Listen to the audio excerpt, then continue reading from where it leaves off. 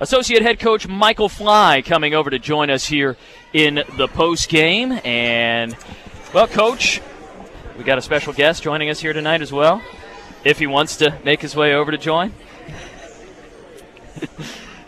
As we looked at this one coming back home after a couple of tough home games the last two times out, took care of business on Thursday. Has this just sort of become workmanlike? Are you trying to treat this as like, hey, listen, guys, no matter who's out there, no matter who we're playing, we got to take care of who we are in order to execute and win?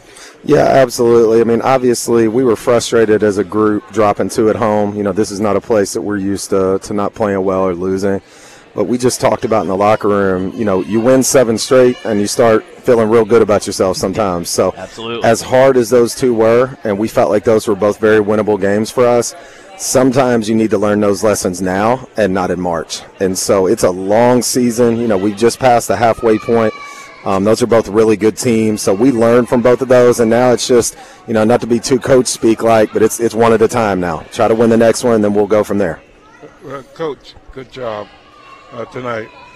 Is there one particular area as far as preparing the guys, like running a combination of individuals so that you are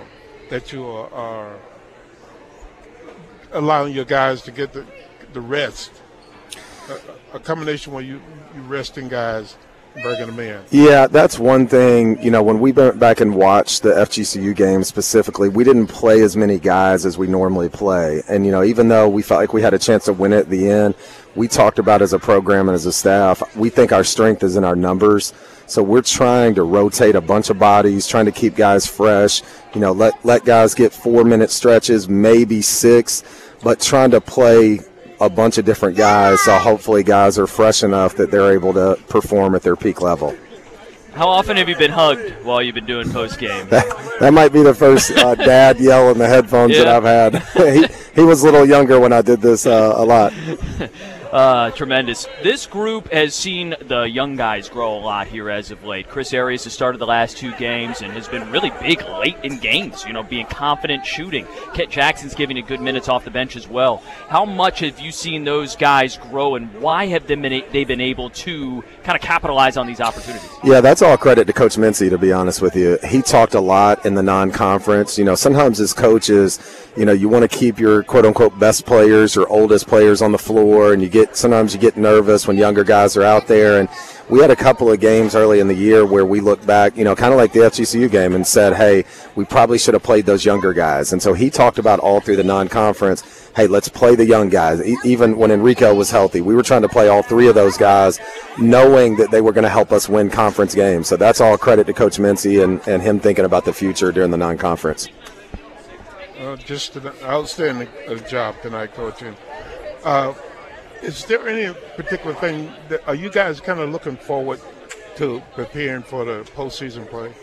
Well, you know how this goes. If you look too far ahead, then, you know, sometimes you get a little ahead of yourself. So we know that's coming, but we also know there's such a log jam in the league. I mean, I know Lipscomb and Queens played today, but you can go from tied for first to probably 4th or 5th with 1 loss. So we're trying not to think too far ahead.